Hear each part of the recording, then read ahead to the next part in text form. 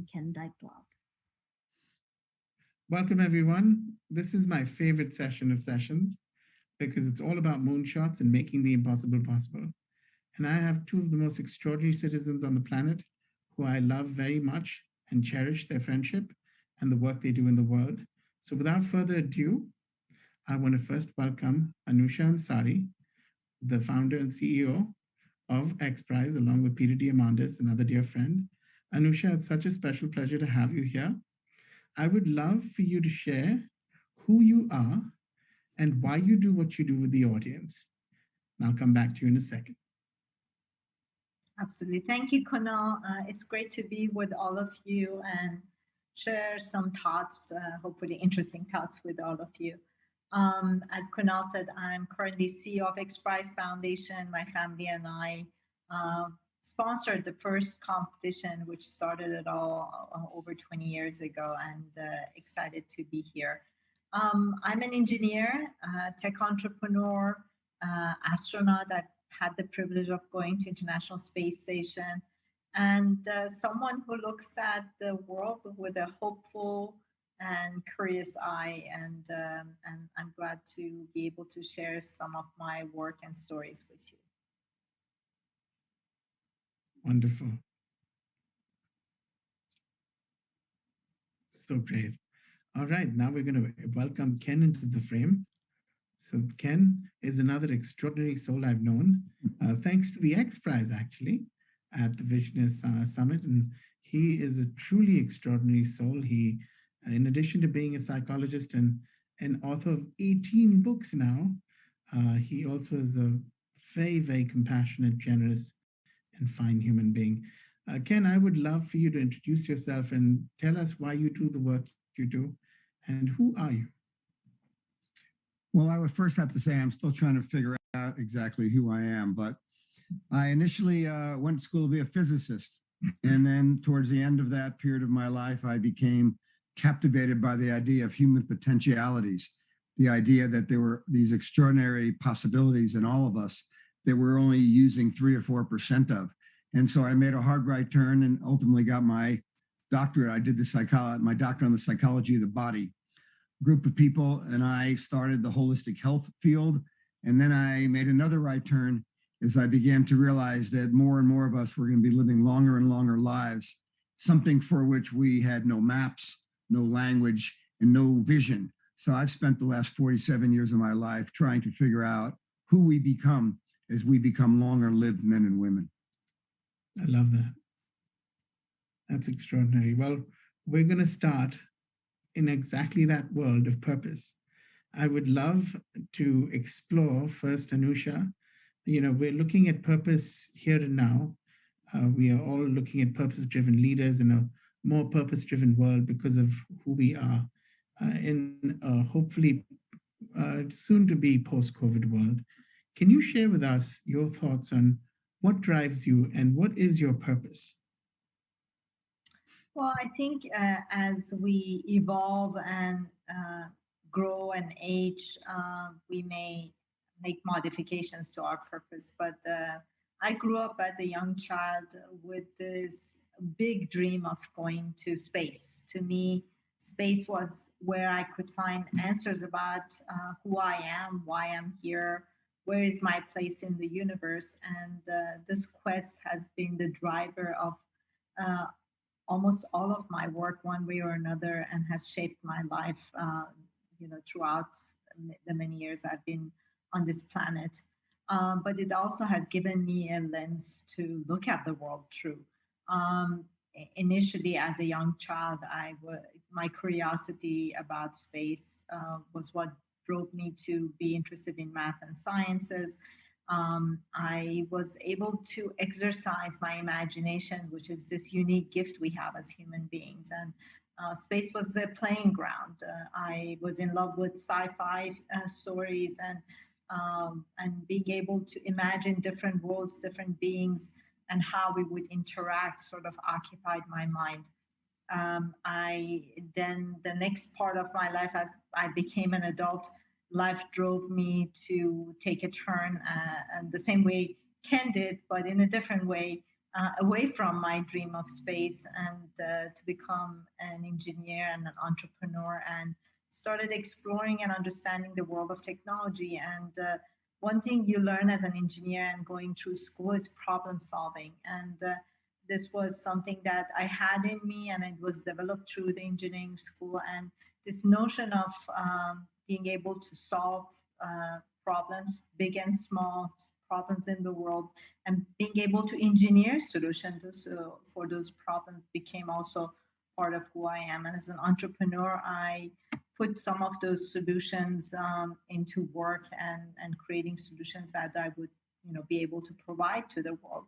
And through the same path of success in entrepreneurship, I made a U-turn back to my passion for space in bringing entrepreneurship ideas together. And the sponsorship of X Prize for me was an investment in the future, an investment in the future of humanity in space, and being able to open up and democratize access to space. So that's the journey that took me eventually to International Space Station, and being able to see our beautiful planet from space, which has made a huge impact on my life and the direction of my life. And now, as the CEO of X Prize Foundation, I'm paying it forward by serving and providing what I can in terms of my capabilities to drive the amazing platform that has been built over the past 26 years, and apply engineering, entrepreneurship, and exponential technologies to solving the world's grand challenges. Love that. Amazing.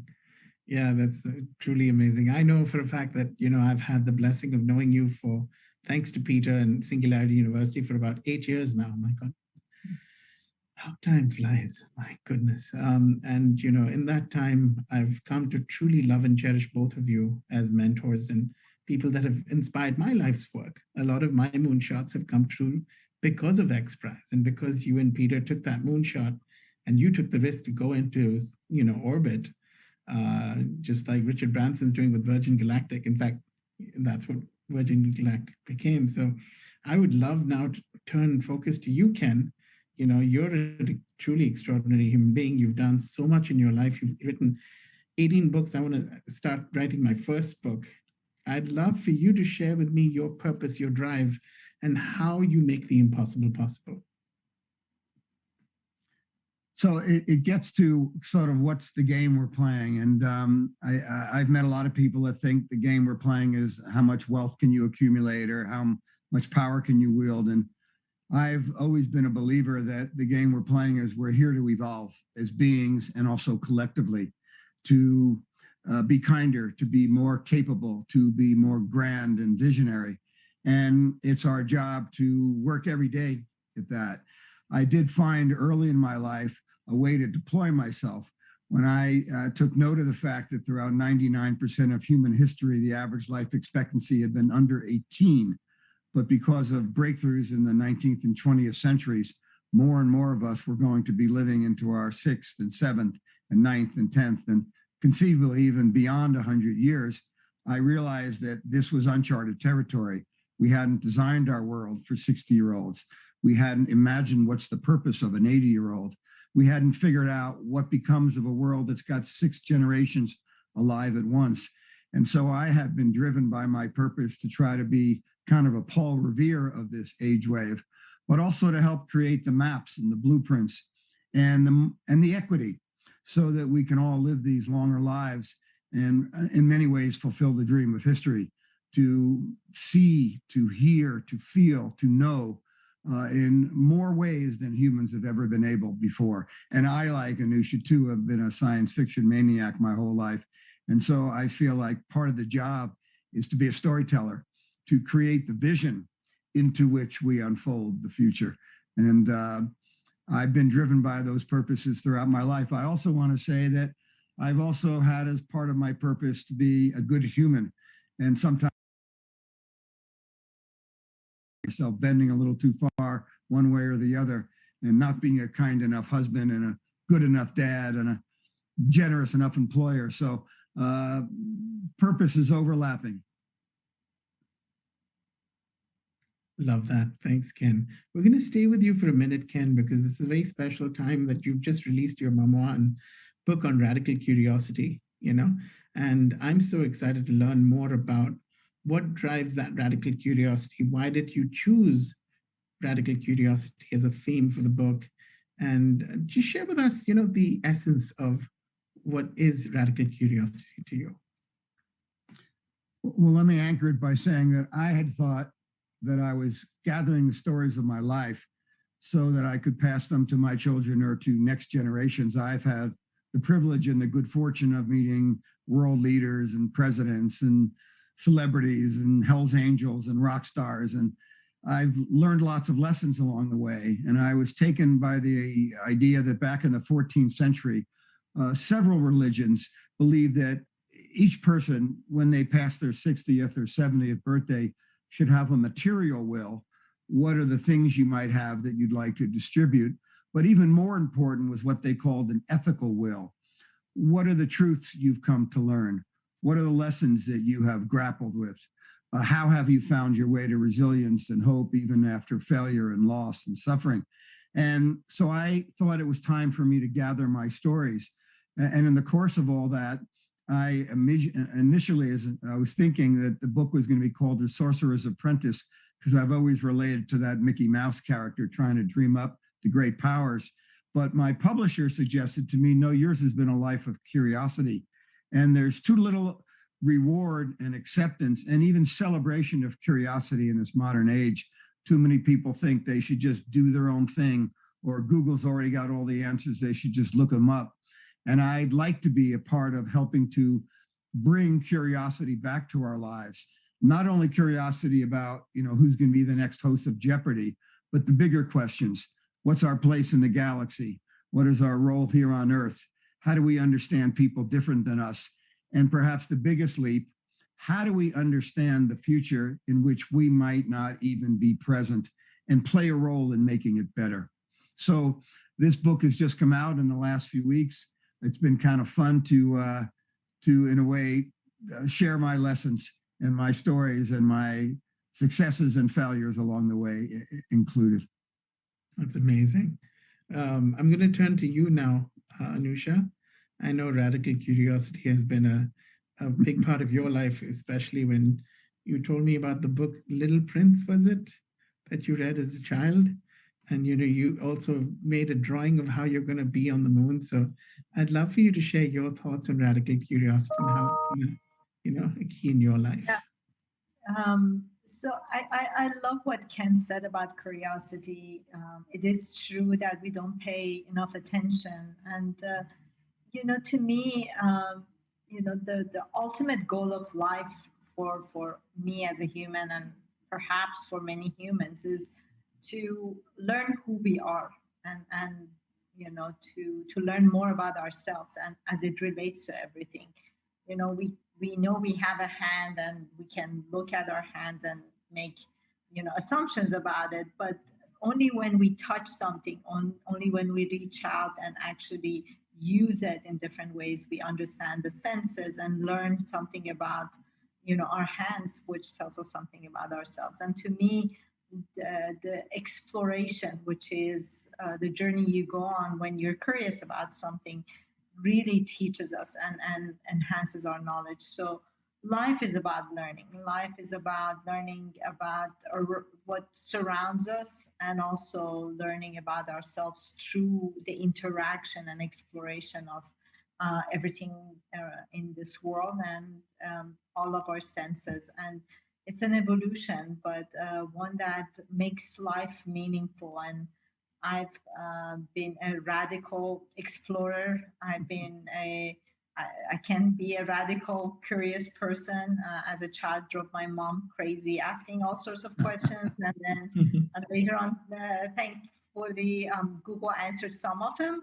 But it just means to really, drive your life forward and create meaning in your life. And it's something that's not emphasized enough with our young people, because they are naturally curious and we sort of educate curiosity out of them somehow and not support them enough.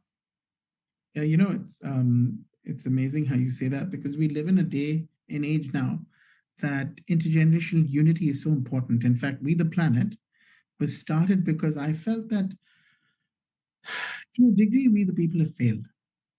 You know, we failed to love each other. We still have hate, uh, that fills some people's hearts. And for a small group of us, I think we've learned, especially the astronauts. I think the astronauts have learned the overview effect and tried to teach it, or the orbital view perspective, and try to teach it to humankind. And one of the most important things about We the Planet is to really bring the elders and the youth together to make the impossible possible, to unite in action around solving for these global grand challenges that plague our world, and do it in a way that we don't worry about who's cool and who's not cool, which is this new influencer age we live in, right? And I know both of you are, to me personally, very influential. I mean, you've influenced my life tremendously to make the impossible possible. I'm curious about, I'd love to go to you first, Anousheh, and then to Ken. What do you think, and how do you think we can actually start to unite generations again? Bring the influencers and the elders together to make the impossible possible.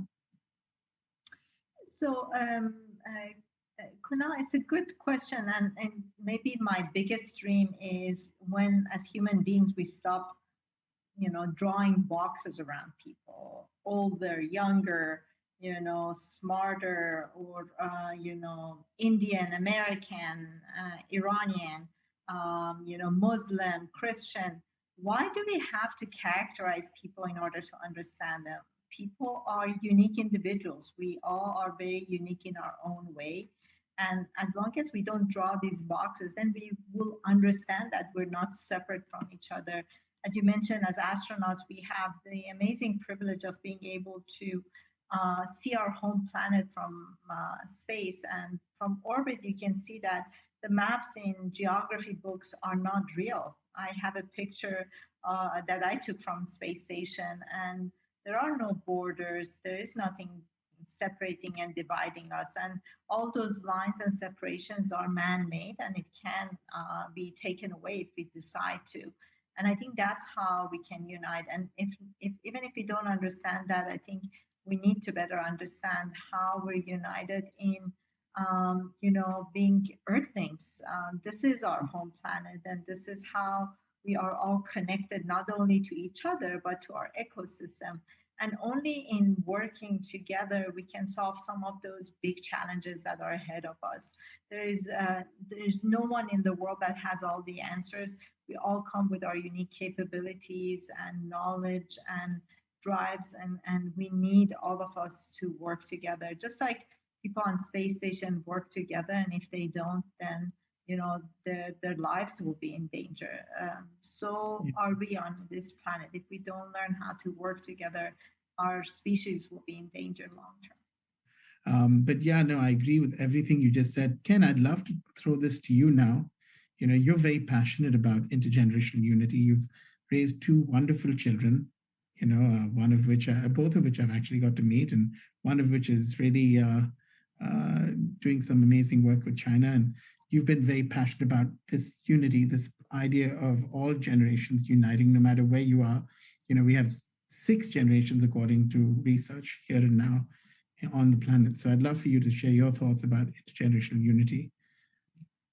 Yeah, 2 thoughts. First, and maybe I'm going to say this because of my enormous regard and admiration for Anousheh and the life she's lived. But my understanding of the Apollo 11 mission was that 90% of the time it was off course, even with all the planning they had done. And so it was an exercise in continually course correcting. And so it is, I think, with humanity. In fact, we've all been given a reminder of how interconnected we are this past year. And in fact, we are all part of the same collective humanity. And the truth of it is there are now 6 generations alive throughout the world, not just young and old. And that's an extraordinary tapestry. And I completely agree with Anousheh that we have fabricated differences and boundaries and borders and young and old. But I think that to solve the grand challenges, to take us to the future with health and vitality and equity, we're all going to have to bring what we have to the party and come together to solve the great problems and also dream the big dreams. So, and I would also tell you that I've been thinking a lot these last few months as I've become what I'm proud to call an elder, that I think elders should be society's futurists.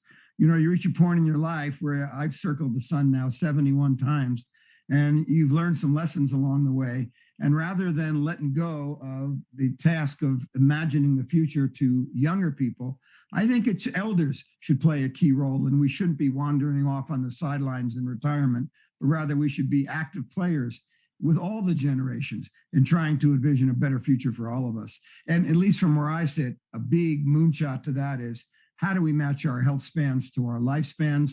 And how do we make sure it's not just some Silicon Valley billionaires that get those tools and those resources, but all of us get a chance to live healthy, long, productive, contributing lives together. I love that. Just love that. And, you know, we're going to wrap up now, but the most important moment of the hour is hope. You know, we're launching something very special that you both are going to be an integral part of. In fact, we should start an Elders Council for Hope. You've just given me that idea, Ken and Anousheh, and you both should be on it. Not that, Anousheh, I know you're not an elder, you're like a big sister of mine, but honestly, these days, the kids like look at 30 years old. You know, like you 40, you're like prehistoric, and you're in the sidelines. You know? So I think it's important for us to give them hope that we're not irrelevant and we belong and we're all needed here and now, right? So one of the most important things about this Earth Day is we're launching Operation Hope. And Operation Hope has a double bottom line of helping our planet every day, as well as helping our people every day. So how can we go above and beyond we the people to serve something as big as we the planet and as important as we the planet? So I would love for you both to share with me two things. One is, how do you define or see hope in action?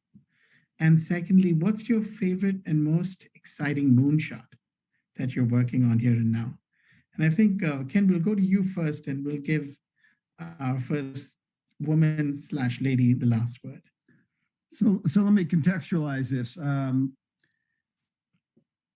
When COVID began, I thought everybody was sort of falling into the Chicken Little story, you know, the sky's falling. And other people were in the Humpty Dumpty story, we've fallen apart, we'll never get back together again. I chose to view this as the chrysalis story, that we're being given a time out here to figure out how we can make ourselves even better coming out of COVID, like a butterfly transformation.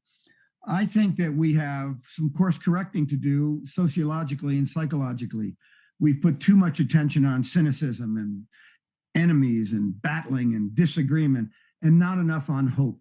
And I think, Kunal, I want to applaud you for reminding us that hope is such an extraordinarily important ingredient individually and community-wise and interculturally and future-wise. So the more we can do to bring hope more alive and to give people reason for hope with new ideas and fresh solutions and a better dream for who we're going to become, I think is something we could all be committed to. We'd all come out better for.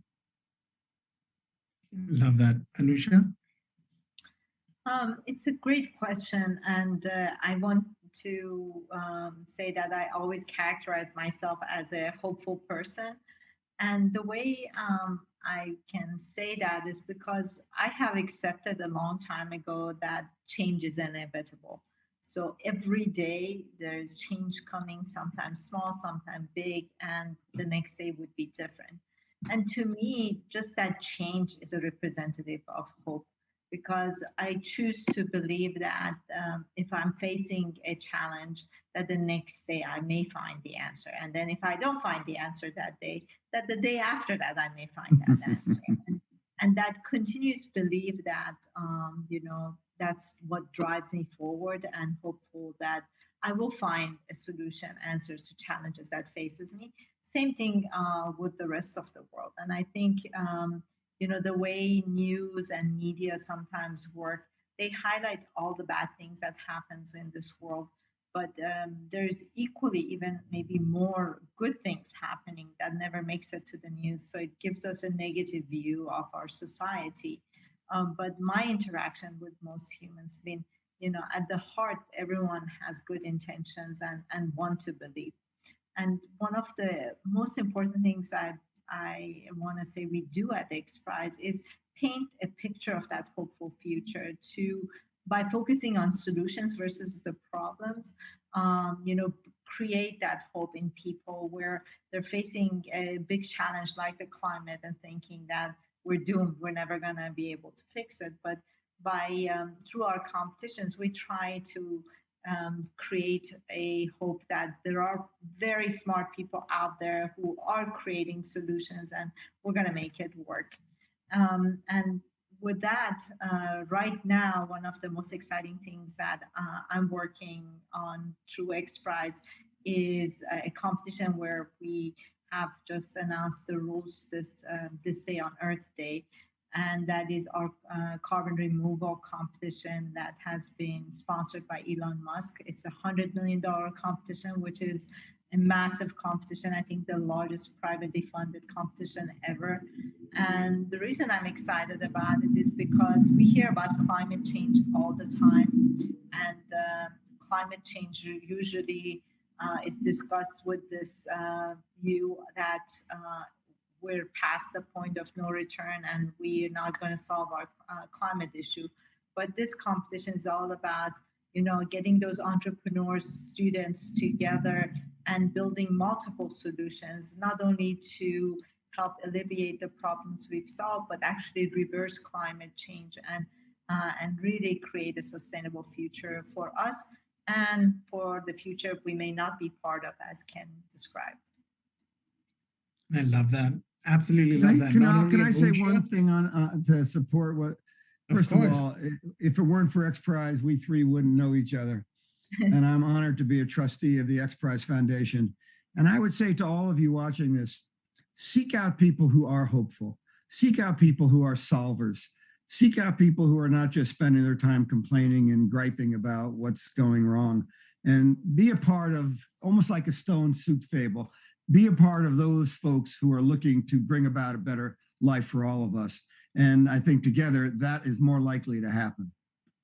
I couldn't agree more. In fact, not only is Anousheh a moonshot herself, but now she is focused on earth shots, which is more important. How can we protect, safeguard, and serve our world? I'd love to end this with, the fact that we will all, God willing, reconvene in person at the world's first International Day of Hope, as you guys as our elders, and me too, I'm an elder. So we'll be the Elders Council that will bring hope to the future, hope in action. And I can't thank you both enough. And you've inspired my life. You've given me so much hope. And I love you both. Thank you. Thank you, Kunal. Thank you, guys. All right. With that, we're going to go to the next speaker. And